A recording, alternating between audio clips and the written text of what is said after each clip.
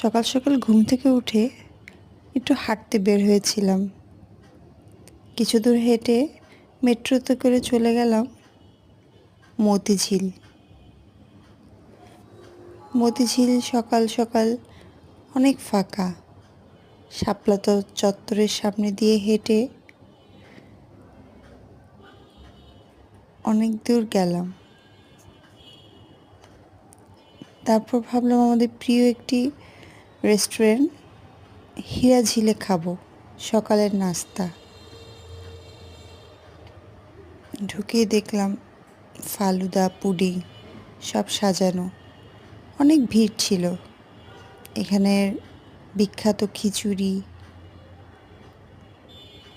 অনেক টেস্টি ছিল। তারপর চা, নান, রুটি